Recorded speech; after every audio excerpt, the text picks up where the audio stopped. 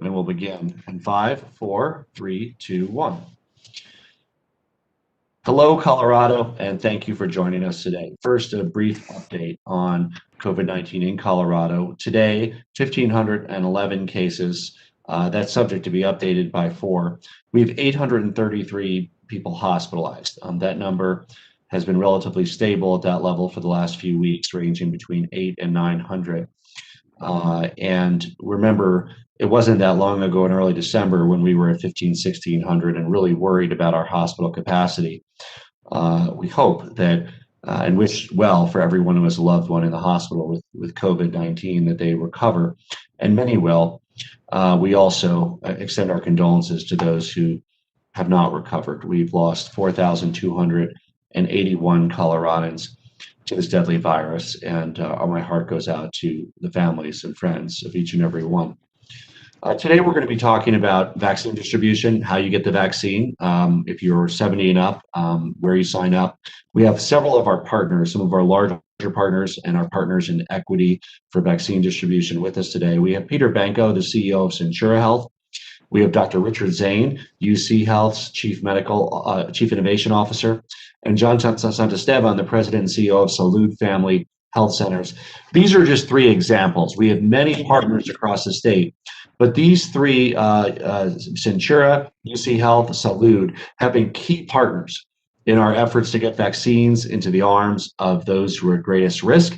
And they're going to provide, sort of lift up that kimono to show you how they're working to quickly vaccinate every Coloradan age 70 and over, which we expect to accomplish by the end of February. Everybody over 70 who wants it by the end of February, potentially sooner if we get more supply, and we'll talk about that. We only are able to administer the vaccine that we get, and with current quantities, it's likely to take us all the way through February to get everybody age 70 and up who wants it. I also want to take a moment to thank all of our providers and partners in vaccine distribution and their staff for their incredible work, not only going above and beyond, putting in long hours, but now really helping to undertake one of the biggest vaccination efforts in a century, an enormous endeavor. These are 3 great representatives of institutions that are stepping up. There are dozens of others across the state, and you're going to hear about some of the issues that they face every day. And also, we want to make sure if you're over 70 or you have a loved one, a parent, a friend over 70, you know how to sign up in an area that's close to you for the vaccine. Really, our partners on this call today and our other partners are a big reason that Colorado is among the very top tier of states when it comes to vaccine distribution and starting that protection clock. Now, call it starting the protection clock because that's what the first vaccination does. Then 3 to 4 weeks later, a second vaccination, and then another week or 2, and then that level of 95% is established. And during that intermediate period between the first and second shot, the data shows there might be some enhanced immunity, but not the 95%.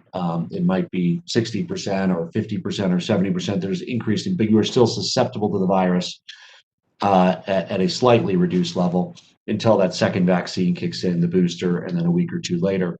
Last week, we were excited to see our very own Lieutenant Governor of Colorado, Diane Primavera, who is part of the 70 and up population, receive her vaccine. And I know that the biggest joy I get every day is reading our posts on Facebook and Twitter and saying, I'm 72, I got the shot, or my mom's 86 and she got the vaccine. You don't know the joy that brings me. And of course it brings to their family members as well, knowing that soon they'll be able to socialize and join their loved ones in a safe way. Our main goal is to vaccinate 70% of Coloradans 70 and up by February 28th, and we intend to do that. And Diane Primavera got her first dose at UCHealth, and really focusing on 70 and up is there's the reason for that is 78% of our deaths are people aged 78 and up, and about 40% of our hospitalizations. So once we have folks protected over 70, we will see a significant reduction in the fatalities and in the hospitalization rate. Now, tragically, this virus can be deadly for people of any age, and we've lost a few people in their 20s and 30s and 40s, and more in that age group have to be hospitalized and do make it out successfully. This is not a good virus to get at any age. but we can make a substantial impact in saving lives when we complete the vaccination and protection of those that are 70 and up. With each allocation of the vaccines that we get, we work with several different kinds of partners to get it into the arms of those who need protection. Right now, about half goes out through hospitals. You're hearing from two of our largest and most successful and high quality hospitals today, Centura and UCHealth.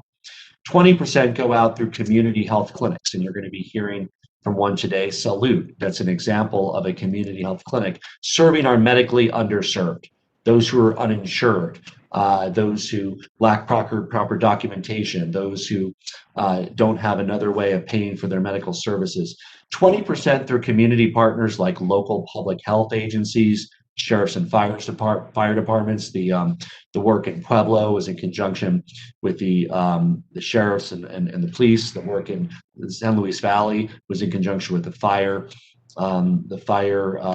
there. So 20% community partners, usually through local health departments, and then 10% retail pharmacies. That also includes the work at assisted living and nursing homes, which is under a federal contract with CVS and Walgreens. And increasingly over time, us having dosage available through other pharmacies in the state that have their own scheduling systems. But right now, we're expecting for the next few weeks that will be at about 10%. This sort of multi-tiered approach is really to ensure that we are distributing vaccines equitably. If you're 70 and up, whether you're uninsured and live in the San Luis Valley, whether you're wealthy and insured and live in Aspen or Boulder, whether you live in a multi-generational household in Westminster, you should have no barriers to getting the vaccine if you're 70 and up. Now, the frustrating thing is that there's not enough vaccine to do it this week, to give everybody 70 and up a vaccine. We get about 70,000 a week. There's 530,000 people in our state over 70. So you do the math, and assuming most people want it, and obviously particularly people over 70 do want it because they know that the threat of the virus, it'll take us till the end of February at current supply levels. So that can be frustrating. You say, I want it now. Well, sorry, your appointment's in 3 weeks. Not everybody can possibly have that appointment in a week. We could scale that up and do it from an operational perspective, but we don't have the vaccine. We get 70,000 a week is what our model shows. Now, there is upside in that might transpire. I want to give hope that we might beat that February 20th date if one of several things happens. If, for instance, they release all the vaccine that's currently held federally to the states to administer, if there's another vaccine approved like Johnson & Johnson or AstraZeneca, if the Moderna dose is allowed to be split in half, allowing 22 instead of 11 doses from a vial. So there's a number of ifs. But right now, all we can count on is about 70,000 vaccines a week being distributed to Colorado. We will get each and every one of those into the arm of somebody who is at the highest risk of dying or being hospitalized from COVID-19 in our state, working with our partners. And that's before we can distribute the vaccine, we have to know what we're getting. And we've created the infrastructure to ensure that vaccines we receive are put into arms as quickly as possible. I'm going to provide a little bit of further clarity on how we even get the vaccines. Operation Warp Speed notifies us the exact number of vaccines we're going to get the following week. So usually on a Thursday or Friday, they will say next week you will get X amount.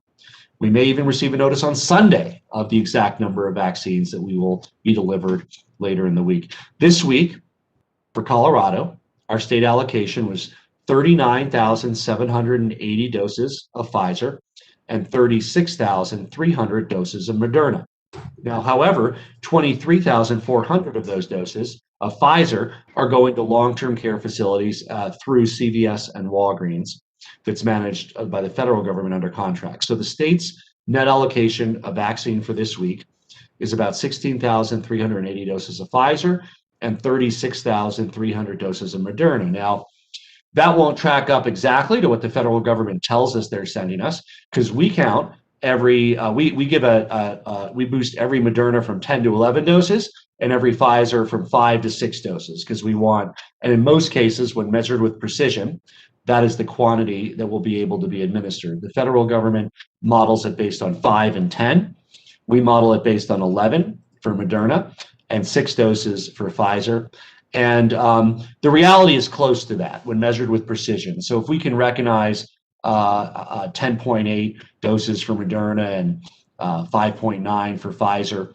We're well on our way to getting that boost. So we, in working with our providers, and they can give clinical examples of this, but generally speaking, they're able to recognize that extra dose from each bottle, and we know that they're expected to do that, and they do their best to do that.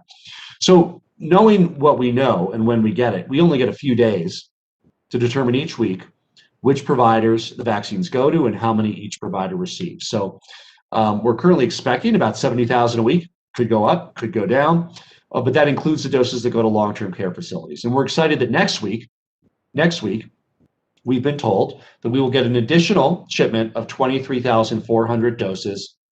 That includes the 6th dose of the Pfizer vaccine to support our vaccination efforts. So we're very excited about what we believe to be a temporary boost next week. And the reason we're receiving that is because the long-term care facility program is behind on administering doses.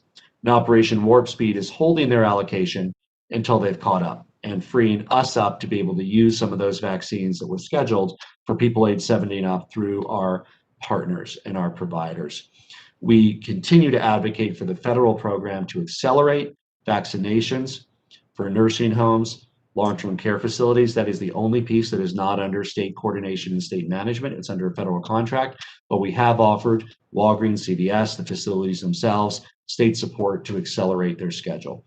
Overall, the federal program means that the number of doses that can be used to vaccinate Coloradans can change any given week, depending on the allocation to long-term care facilities. Unfortunately, we only have one more allocation of 23,400 doses that needs to be reserved for long-term care facilities, after which every person who works in one and lives in one will have been vaccinated. And then our state focus will shift entirely to members of the general population age 70 and up, and further expansions of eligibility as we make progress. But there's 530,000 people age 70 and up, and most, and hopefully all of them, want the vaccine. So that's why that is the priority for now. So the challenge that we face is week by week, we don't know exactly how many doses we receive, making it difficult to plan more than a week in advance. And that's frustrating for UCHealth and Centura and Salud and all of our other partners. It would be wonderful to have a 2-week leeway or a 10-day leeway so that we can scale that up. But our priority in Colorado has always been to make sure that vaccines are not sitting on shelves. And thanks to our providers across the state for stepping up, for moving quickly to administer doses. But we need more supply from the federal government to continue vaccinating at this pace and to increase capacity. We had a day last week where we administered 27,000 doses in Colorado in one day. So that's that would be the equivalent of 140,000 a week. We're only getting 70,000 a week. So we could, even at current levels, and that's even beyond that, even at current levels, we could administer more if we had more. We remain hopeful that the new administration will be sending more doses to the state to administer. We know that President-elect Biden has a goal of 100 million doses, 100 days. We hope that they can reach that or get as close to it as possible. That would contemplate the only way that we see that number being reached is additional approvals, namely Johnson & Johnson, which, by the way, is a one-shot course instead of 2. And then potentially additional Moderna or Pfizer, and then whether AstraZeneca makes it into that mix or not is another question. The providers joining us today have worked hard, really, and I've had conversations with all of them, and I was just so proud to see them step up for Colorado to increase their capacity to administer the vaccine to their patients, some of them vaccinating thousands of people per day, but also opening that up to people that they don't have a relationship with and that are not currently UCHealth or Centura or Salud patients. And we're very, very proud of that. UCHealth, as Dr. Zink will talk about, already is accepting people that are not haven't been their patients on the UCHealth portal to sign up. Centura will have that up and going within a few days. Salud is serving both their patients and non-patients. They're able to contact their patients much easier, right? So they know who's ever been to a Centura hospital or Salud clinic or UCHealth who's 70 and up. And that's a lot of people, by the way. We actually think the majority of 70-year-olds and up have had some interaction with the hospital system, however routine, in the last several years. But we also want to make sure that those that have not had any contact with the hospital system, because they fortunately had their health and not needed it, are not at a disadvantage in this process. So with that, I want to turn it over to one of our premier partners, Peter Benko, the CEO of Centura Health, to tell us about their efforts to help protect people who are 70 and up from COVID-19 and the pandemic. Peter? Thank you, Governor Polis. Thank you for your leadership, your partnership, your listening, your clarity and direction, and for inviting me here today. I'm truly privileged to lead Centura Health, which is a ministry that was started in the 1880s, and now we have grown to over 15 hospitals in Colorado. I'm also privileged. My job as CEO and my only job is to support those that serve. And those are our 21,000 caregivers that have run to every challenge in our flourishing communities. And as everybody knows, we've had our share of challenges throughout this. Vaccinating millions is new to all of us.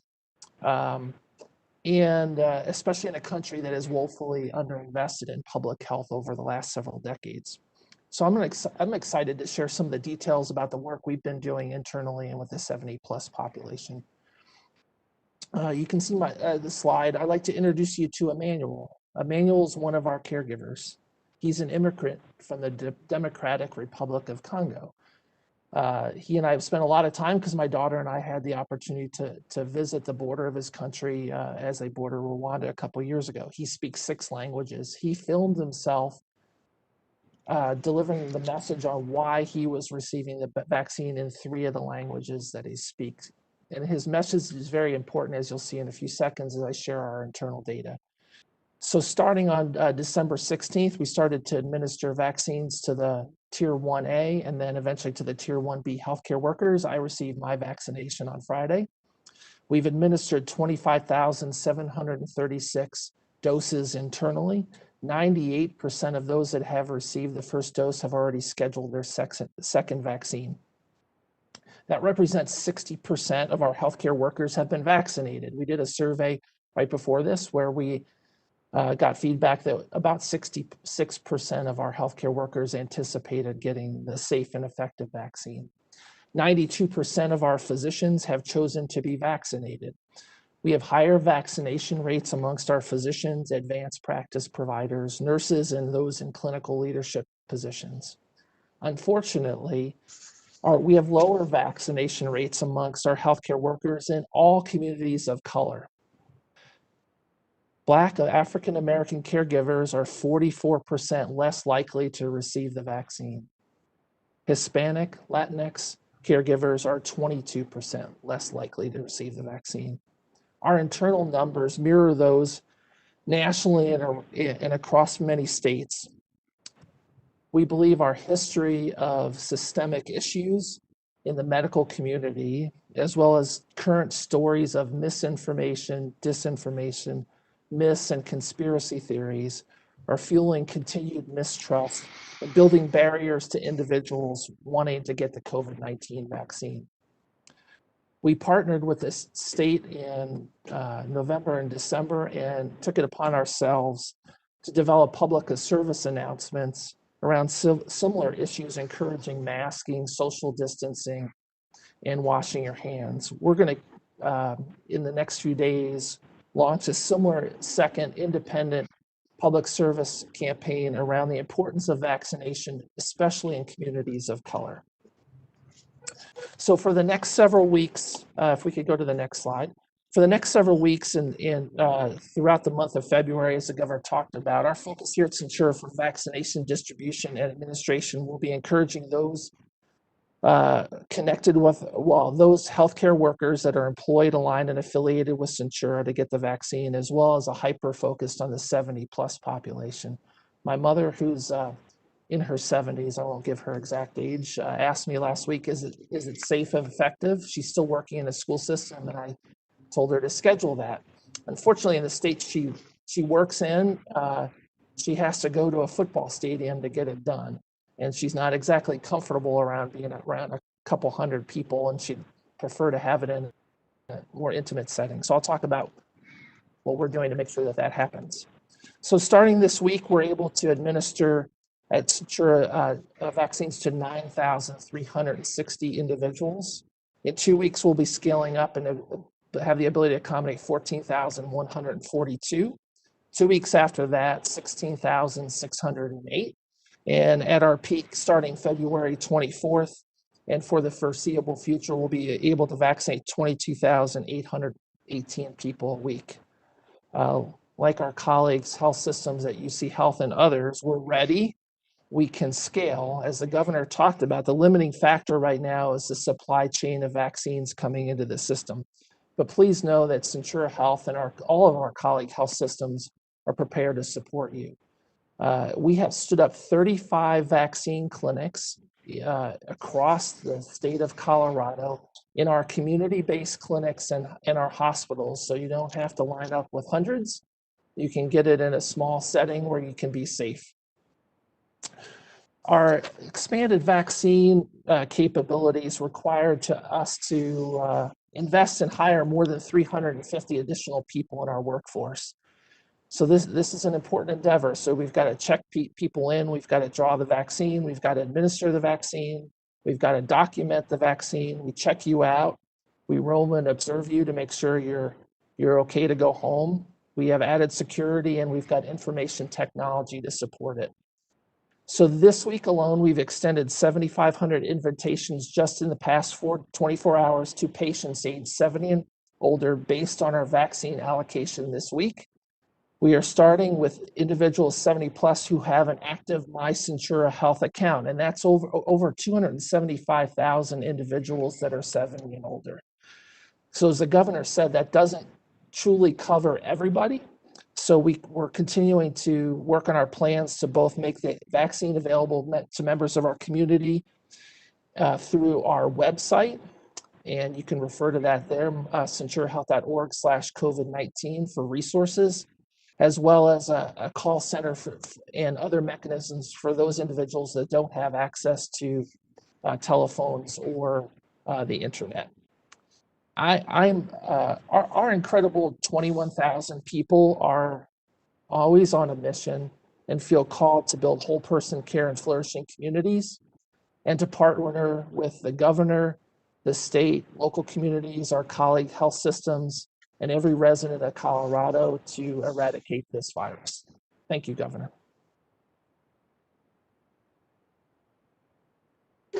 Thank you, and we're and I'm so and we're thrilled, Peter, that within a few days you'll be able to accept signups from the general public too. But to put things in perspective, it sounds like more than about half of the people age 70 and up are already in your system in the state, and that's because most people age 70 and up have had some contact with a hospital at some point. And it could have been a knee replacement, it could have been pneumonia 6 years ago, whatever it was.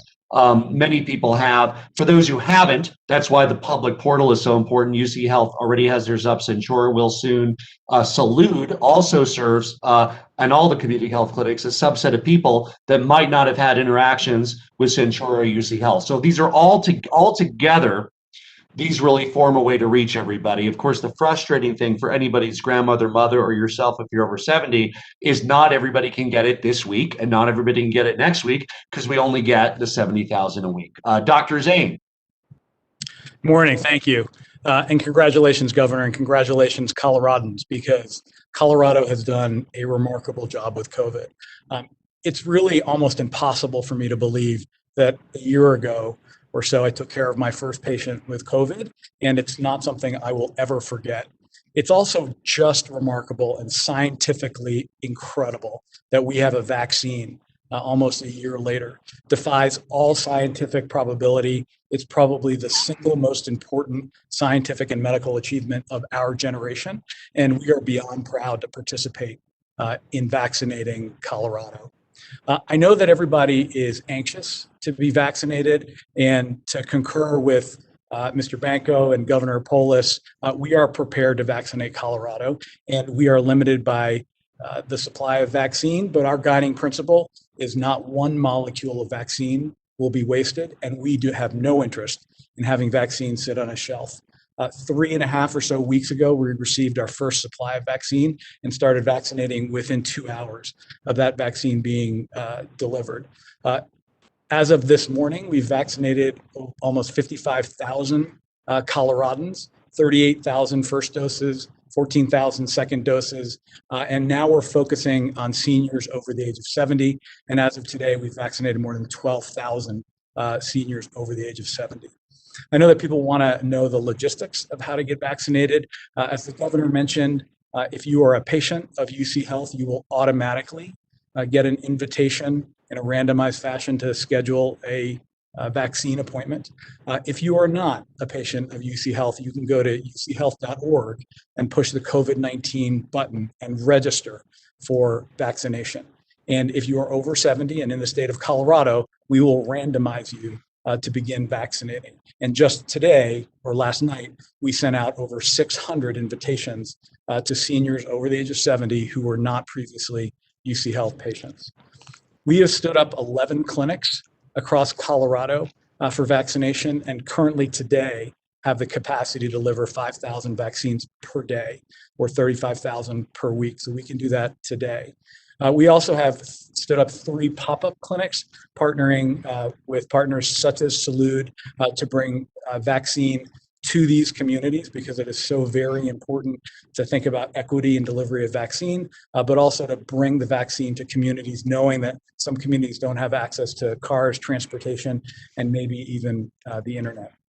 In the next few days, we're going to stand up a call-in line for those that don't have access to a computer or the internet, where you can call, get information, register by phone, and then we can communicate with you by phone when there's an appointment for you to get vaccinated. Partnering with the state of Colorado, by the end of the month, we are going to stand up a very large drive-through mass vaccination clinic in Denver. We hope to be able to do over 10,000 in one single day. So we are very proud to be able to partner with Colorado. We're very proud to be able to partner with Salud and other federally qualified health centers, bring this vaccine to you and get Colorado vaccinated and really put this in our rearview mirror. So I just want to close by saying congratulations, Governor Polis, congratulations, Colorado. You have done a remarkable job, and I know everybody's anxious. We're going to get everybody vaccinated. Continue to wear your mask, physical distance, wash your hands. That all still works. And by summer, hopefully we're all past this. Thank you very much. And Dr. Zane, I also want to congratulate the UCHealth system on being the first major system to have signups from the general public and your non-customers and randomizing those. So thank you for that overall commitment to the health and welfare of all Coloradans. And of course, being able to also segment your own customers to reach out to people 70 and up. So thank you to UCHealth. I'm now pleased to turn it over to Salud. I mentioned earlier that our community health clinic partners and community partners are a key part of the distribution plan. In fact, they have a mission of serving the traditionally medically underserved. And about 20% of our allocation each week is through community partners like Salud, part of our efforts to ensure equity in the distribution of the vaccine. In fact, the customers that Salud has are more likely to live in multi-generational households or be part of the workforce into their 70s than the public at large. So they have several additional risk categories, which is why offering them protection is so important. Salud Family Health Center is one such premier partner. They're working to help administer the vaccine in hard-to-reach communities, immigrant communities, the Coloradans who don't have a medical home. And I'm very pleased to turn it over to John Santisteban, President and CEO of Salud Family Health Centers. John? Thank you, Governor, and thank you for inviting me today here to not only represent Salud, but to represent all the community health centers in the state of Colorado. I won't go into a lot of background about community health centers. The governor has already given you a good indication of what we do. What I would like to say about community health centers is there's 21 organizations like Salud across the state, and we're about in every community in the state. And so it's a very large network with the mission of serving the underserved. So I know all my colleagues at the community health centers are all stepping up, as Salud is, to vaccinate as many individuals as we can in the communities we serve. Up on the screen, you'll just see a map of a Salud service area. So we do run 13 sites in 10 different communities, and we are offering vaccinations in all 10 of those communities at this point in time. Up to date, we have vaccinated about 4,480 individuals, and our capacity keeps ramping up of how many we can do today on a daily basis. So we're about up to 1,200 individuals we can vaccinate per day throughout our system.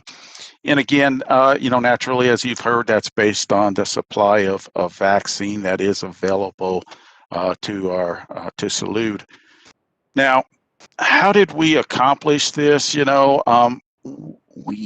dedicated ourselves pretty early in the process to say we were going to vaccinate as many individuals as we can. When we talked to the governor's office, we said, hey, get us the vaccine and we'll make sure we got the resources to get those into individuals' arms.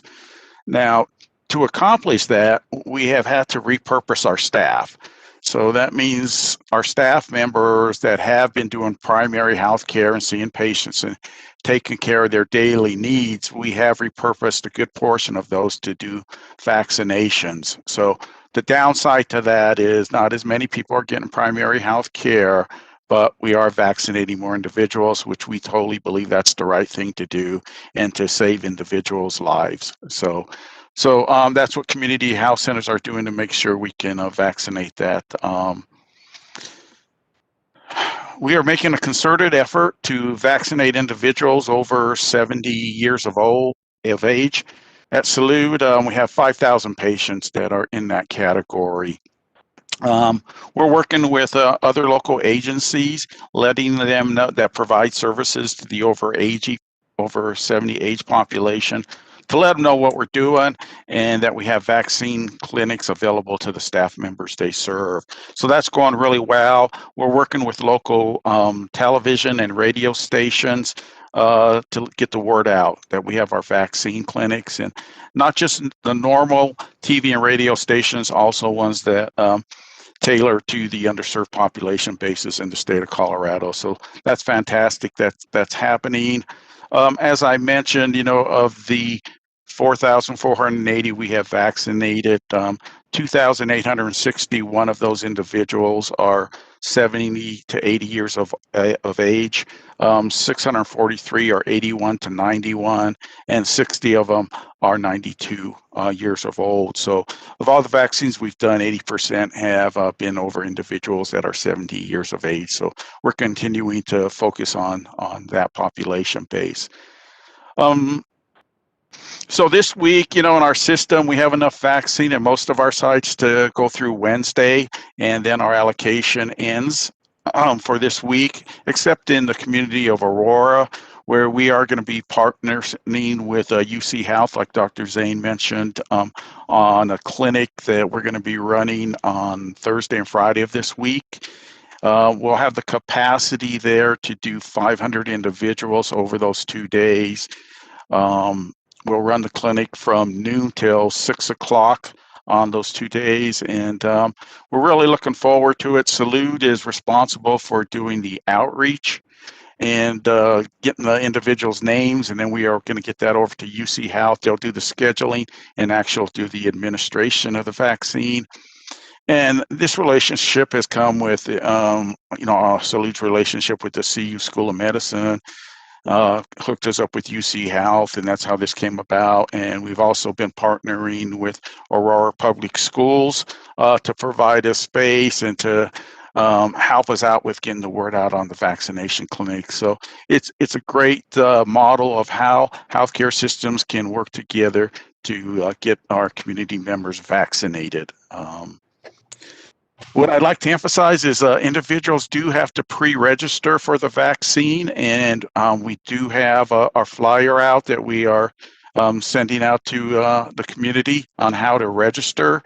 And you can also, the community can also go to saludclinic.org to register. And please register in advance. They're not walk-up clinics because, as you can understand, the volume of individuals that want to get vaccinated is huge. And please use our website. Our phone systems are getting overwhelmed with the number of calls, and quite frankly, we don't have the capacity to handle that on our phone system. So it'd be great if you would use our website.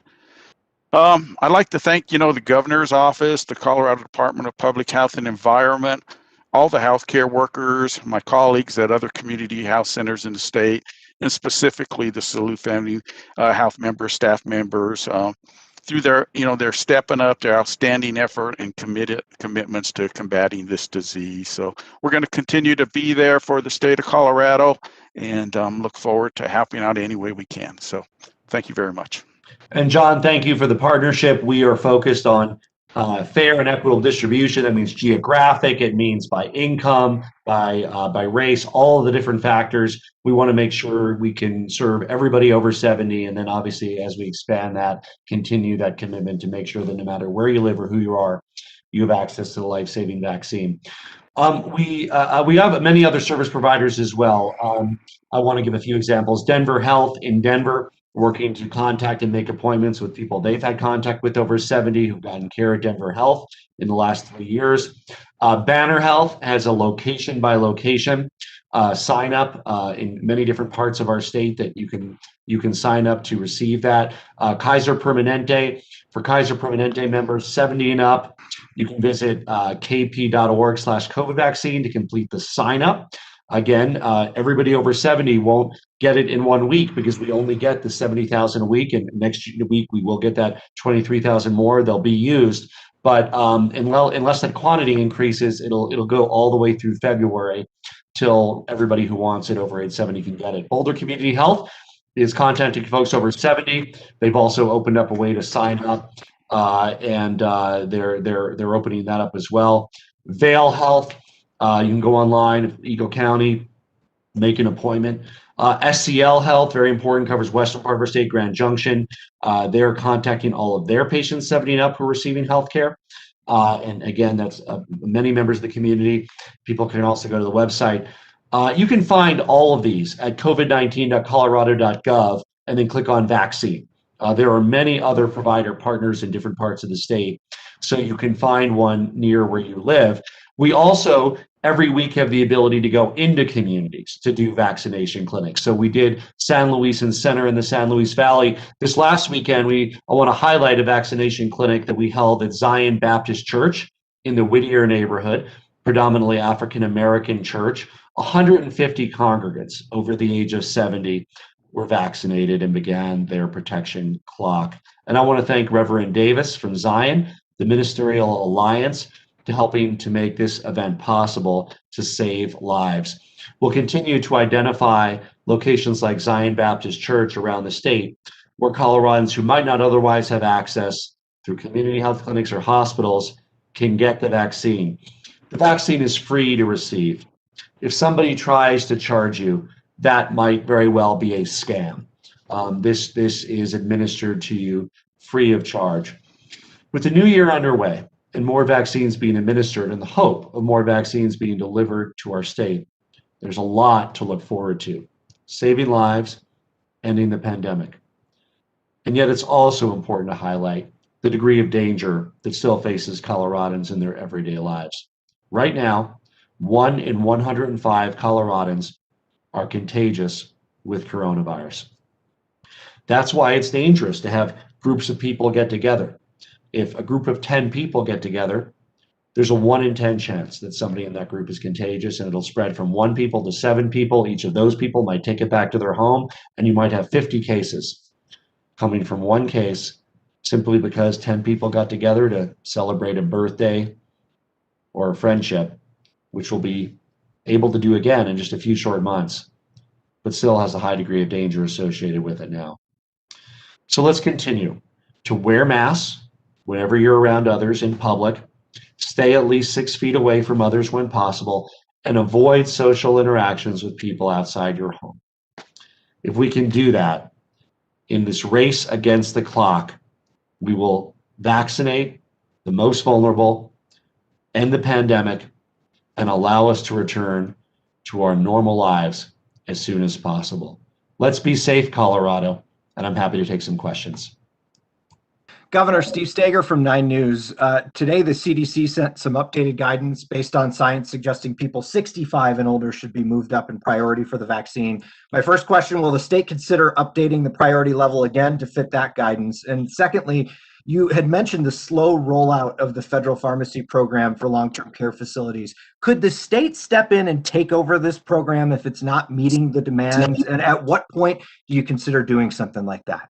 Yes. So I'm thrilled with the guidance as an American because I think the problem in many states, not ours and not others that adopted 75 and up or 70 up, is they had an insufficient pool of people that were eligible for vaccinations, and that created a clog in the system that delayed vaccines from being administered. One of the reasons Colorado is one of the top states in the nation for successful administration of the vaccine is we had a sufficient pool of people, over 500,000 people over the age of 70, plenty of people. Other states that were overly restrictive did not have that.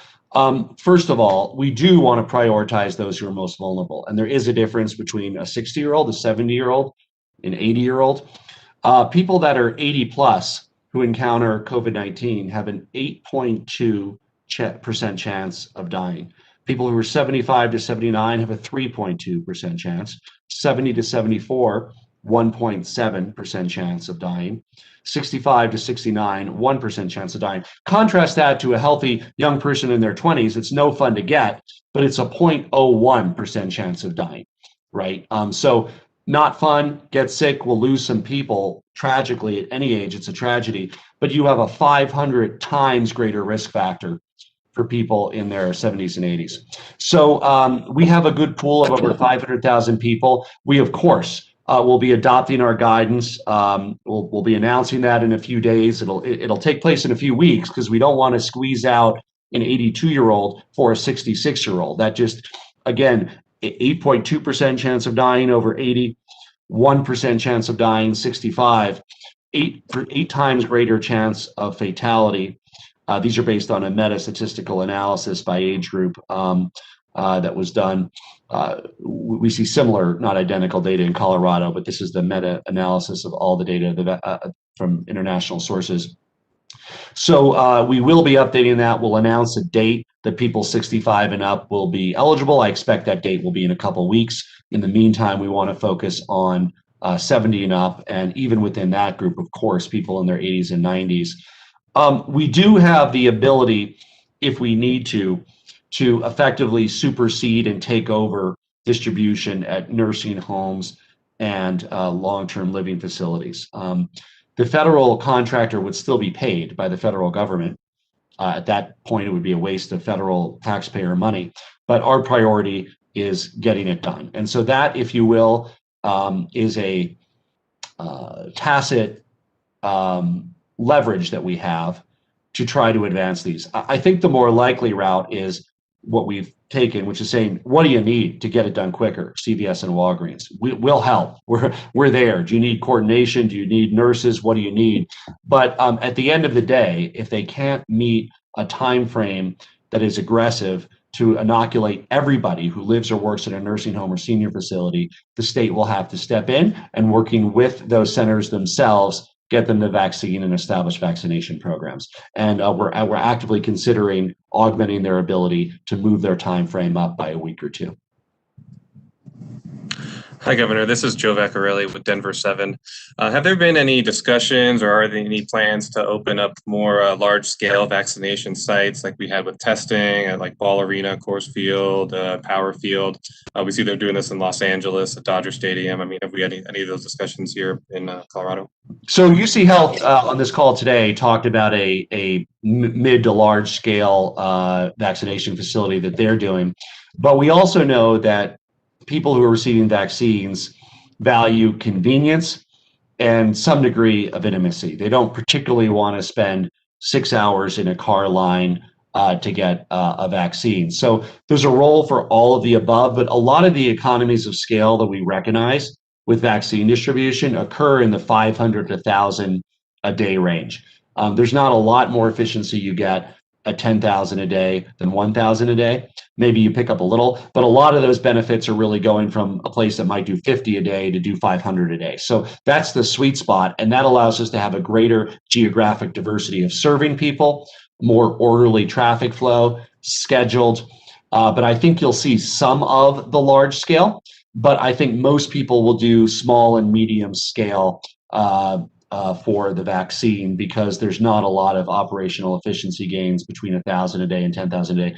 To translate that, we think it's generally more convenient to have 10 sites that do 1,000 a day than one that do 10,000 a day in terms of people accessing the vaccine, but you'll see some of all of the above. Hi, Governor. It's Jessica with the Denver Post. Among the changes that we've seen from the federal government today is that they're changing how they allocate vaccine doses to the state. It's no longer going to be based on per capita. So is Colorado expecting to have changes on how much vaccine it gets each week? So I have a call after this with the vice president and the current administration. We have another call with Western governors with the Biden administration on COVID. I feel a lot more comfortable getting back to you after we know more of those answers later in the day. So we'll be happy to get back to you around 3 or 4 in the afternoon if that works for you. Yes, it does. Hi, Governor. This is Seth of the Gazette. Excuse me. 2 questions for you. One, curious if you saw the town of Monument, which said some of the COVID restrictions are unconstitutional. Curious if there's any sort of fines, punishment, any action the state can take to ensure they're enforcing some of those state orders. And second, sort of off topic, but are you kind of planning any response or added security to the Capitol this weekend? And have you had any discussions about the National Guard being included in that? Thank you. So first of all, we of course have successfully faced a number of challenges on the health restrictions that counties of the state have put in place. The only one that we lost was one around the right to petition and put things on the ballot, and that was overturned. But everything else has been sustained by the courts. So they're simply incorrect if they say it's unconstitutional. The courts have not agreed with that. These extraordinary steps have saved the lives of thousands of Coloradans, and we have sought from the beginning to balance the need for economic activity, the need for social and emotional fulfillment, with the need to save lives, prevent agony and loss. And we have done that in Colorado. We have one of the strongest economies in the nation, a lower unemployment rate than the national average. We also have a lower than average number of deaths per capita than the nation as a whole. So no one's perfect, but really Coloradans deserve a lot of the credit for stepping up, because much of what has needed to be done is not a matter of a city taking an action or a county or the state. It's just individuals making the right choices in their own personal behavior. No city or state is going to tell you you can't socialize with others. We may advise that, but it's really up to you. Just don't socialize with others. Don't throw parties. Wear a mask. You will say that life you save might very well be your own life. I have been briefed by the State Patrol. We are prepared to address any threats. We're monitoring the security situation, working with our federal partners as well, and we look forward to doing everything we can to protect our Constitution and protect the state of Colorado. Hello, Governor. This is Vinny Delchudice at Bloomberg News in Denver. I take it you're going to move with the CDC guidelines about 65. Does Colorado have the infrastructure in place to handle a likely surge in demand given the new guidelines from the CDC? Thank you, Governor. Well, it's not a major change for us because we're already doing 70 and up. We would be adding 65 to 69. So running the numbers, that'll add, could be 20, 30% to that group. But there's more people 70 and up than there are in that 5-year age range. We will be making an announcement on that in the coming days, and that announcement will include the start date for 65 and up, which will be in the next few weeks. Hi, Governor. It's John Engold with the Colorado Sun. Thank you for taking my question. Again, focusing on the new CDC guidance, it also appears that there will be greater priority for adults of any age with underlying medical conditions. I'm wondering again if you're going to move those individuals up, and then what does this mean for others who are in the priority line, teachers, for instance, grocery workers? Yeah, let me give Dr. Zane an opportunity to comment on this from the medical perspective, but from the data that we're seeing, the greatest inherent risk factor is actually age itself. No question that comorbidities and pre-existing conditions contribute at any particular age range, but we are seeing risk associated with age itself. And I want Dr. Zane to comment on that from a clinical perspective, and then I'll go back to your question. Dr. Zane? Yeah, so that's a really great question. And when we think about risk factors and comorbidities, we think about them as impact and confounding variables. So how important are they? And what we know is that age over 75, age over 70 is a single important confounding variable that is greater than any of the comorbidities. So it's really predominant and dominant. So it makes sense medically that we would vaccinate people over 70 first, and then think about comorbidities. And once we think about comorbidities as equivalent, meaning if we were to vaccinate 45 to 50-year-olds, then we would think about comorbidities. But for right now, age is the single most important confounding variable. And I would just assure folks, we have a very data-driven process about saving lives, goal, ending the pandemic. And we want everybody to be able to receive this vaccine as soon as possible. But it's very important that those who receive it first and earliest can reduce the number of deaths and hospitalizations as well. Hi, Governor Polis. It's Andrea Dukakis from Colorado Public Radio. Right now, Colorado has a lot more inventory of the vaccine on hand than it's administered. And Brigadier General Sherman told me last week it was part of the problem was getting the infrastructure up and running, and that would change this week.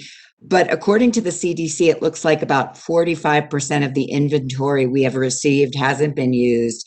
And you can't really attribute a lot of it to the federal partnership. So I'm just wondering why that's, sitting there and not being used at this point, and how you can ramp up if there's already vaccine not being used. So we're happy to get you specifics on that. I don't think that the data you have is correct.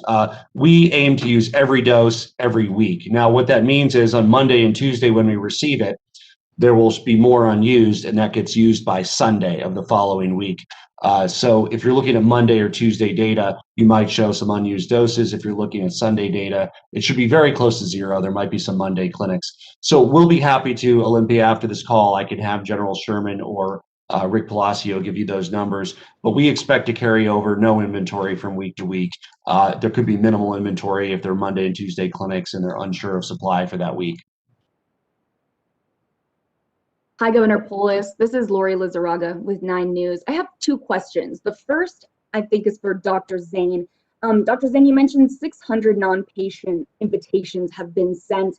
How are those invitations being sent? Through what medium? And how are you securing that contact information? And then my second, Governor Polis, is for you. We heard UCHealth mention that they're setting up a call center. Salud even said they can't handle the number of calls they're getting into their clinics. So is there a plan for a call line at the state level to schedule vaccines? Dr. Zane, do you want to take the first one? Sure. So if you go to our website, uchealth.org, and click on the COVID-19 button, it'll take you to the option to register for the vaccine. So it creates an account for you, which then gives us access to you and how to connect with you. So you put in your name, date of birth, Colorado, and then contact information, and then we randomize you and send you invitations through the My Health Connection mechanism. You've essentially set up a UCHealth account when you've registered. And the state would not be the entity that would set up the appointment. I think that answers your second question. People set up the appointment with where they're getting the vaccine. It could be UCHealth or Centura. It could be Safeway. It could be Community Health Clinic. We enter into proactive partnerships for the outreach side on equity, like we did in San Luis and Center and in a Denver church, but even those are not scheduled through us. So the scheduling is with the partner where you're getting the vaccine. We do have on our portal all of the different sites that we know of where you can get the vaccine and sign up for it. So that's covid19.colorado.gov. Click on vaccine. There's a list not just of the folks on the call today and the folks I mentioned. There are others in other parts of the state where people can set up an appointment to get the vaccine.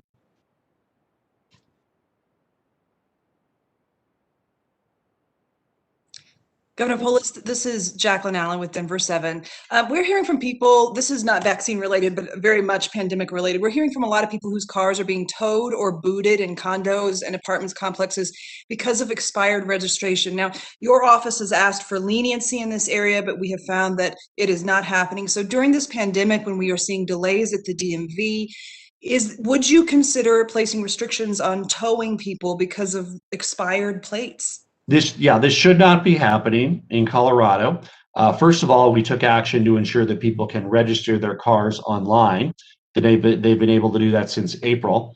And this is that you all make us aware of the very first complaint of predatory practices in towing that we've heard associated with COVID-19.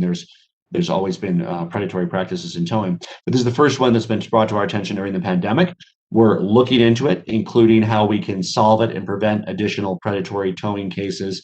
And we strongly discourage predatory practices, and consumers can file complaints with the PUC, and we take those very seriously.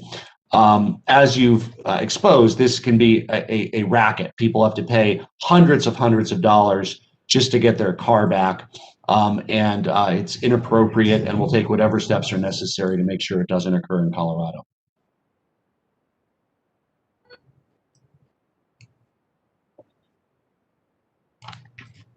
Any additional questions? Hello, Governor. You hear me? Yes, go ahead. Okay, I'm Jesús Carrasquel from Noticias Univisión Colorado, Gobernador in Spanish. Si una persona mayor de 70 años no tiene seguro médico y también es indocumentada, ¿podrá tener acceso a la vacuna del COVID-19 y qué debería hacer? Todas las personas pueden vacunarse en nuestro estado sin importante estatus migratorio o seguro. Pueden ir a cualquier lugar para recibirlo gratis.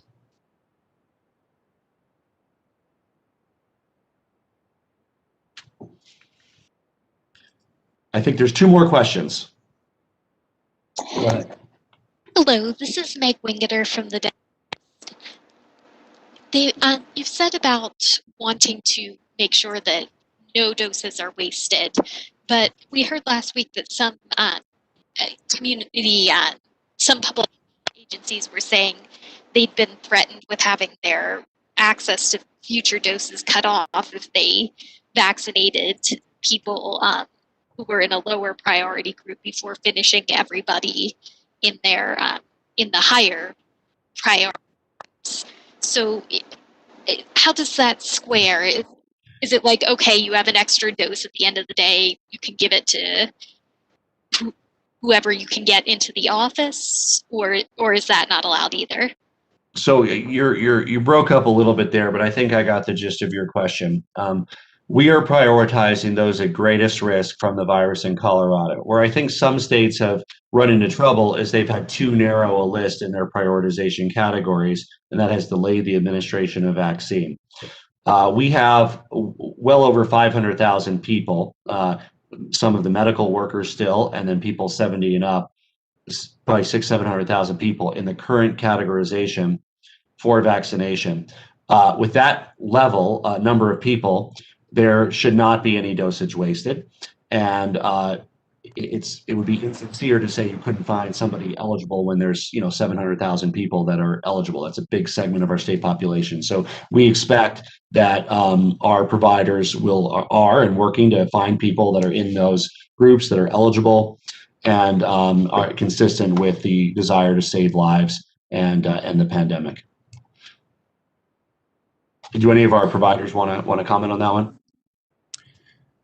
So in order not to waste doses every single day, we know that exactly how many people are registered, how many vaccines we're going to deliver. And if there is someone who doesn't show up, or there's an odd number, meaning we have 4 or 5 extra doses in a vial, we have a pretty extensive on-call list for every single one of our clinics that includes patients over 70. And of course, the medical personnel also eligible. There could be some that haven't had a chance to schedule it yet and could receive those as well. Final question. Yes, this is Kelly Lyle with Fort Collins, Colorado. And do you ever, I understand vaccines are limited, the supply limited, but do you ever see a point where they will be able to be distributed so fast that there won't be a need for appointments, where you can literally line up hundreds or thousands of people and just give them the quick shot in the arm and move on? Absolutely, and you won't even be lining up hundreds of people at that point. There will be a future date where this will be just like your flu shot. Your local pharmacy, your doctor's office, plenty of supply, no particular drama around getting it or scheduling appointments. It's hard to get exact visibility into when that date is, but I suspect it's fall of this year. But in the meantime, we are constrained by quantity. We are prioritizing those whose lives we're most likely to save, and also reduce hospitalization needs. That's why we have this data-driven manner of prioritization in our state. And for the next few months, it's likely to continue to be appointment-based, whether it's a large-scale clinic where there might be 5,000 or 10,000 people, but still with appointments, not just showing up and waiting. But eventually, this will be your local pharmacy, your local doctor's office, like the flu shot and like other shots. Yeah, Governor, I would add, we're taking walk-ins now, and I'm sure all of our health system colleagues are. So if you don't have access to a computer or a phone, or can't fill out the paperwork online, you can walk in. We prefer appointments, but walk-ins are available. They're probably the exception rather than the norm right now. Yeah, we don't want to create a expectation that everybody can walk in or you'll be deluged, but there's a few lucky walk-ins that get it, I guess is a good way of putting it, but that's not a good way to budget your time. You're just as likely not to get it, or perhaps more likely not to get it than to get it. So try to set one up ahead. You don't need internet access. For people who don't get email, they are reaching out on the phone as well, to be clear, to many customers 70 and up who just have telephones and not internet. A lot of the clinics are also walk-in. So there's some of all of those, but it's not walk-in to the point where, like, they have it, you can get it, you just show up when you want and get it. That we won't be there for some time. But yes, there are people that in our equity mission just aren't able to or haven't set up appointments, and some are getting them at the stand-up clinics and others. But that's a lower probability way of making sure that you have access to the dose you need, but it is occurring in our state, and it's certainly something that we celebrate and support. And to the extent we're able to do that, that also helps making sure we don't waste any doses and get them into arms promptly. Thank you, Peter, for bringing that up.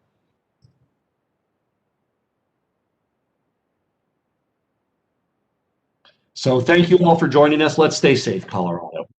We talk a lot about the vaccine, but we are still in the throes of the pandemic. In the scheme of things, just over 3% of Coloradans have received their first dose, and many of those have just begun their protection clock. We're still at under 1% that have 95% protection. That is inconsequential in the scheme of the pandemic. We are still in the throes of the pandemic, national surge, most cases, most hospitalizations. We need to do our best to avoid that fate here in Colorado by avoiding socializing with people outside of our home, wearing a mask around others, and keeping 6 feet of distance whenever possible. Thank you to our provider partners, and thank you to everybody for staying safe.